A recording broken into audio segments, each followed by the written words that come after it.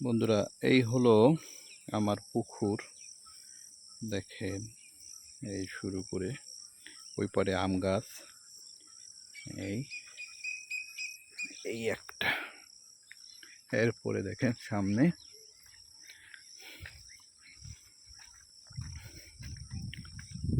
এখানে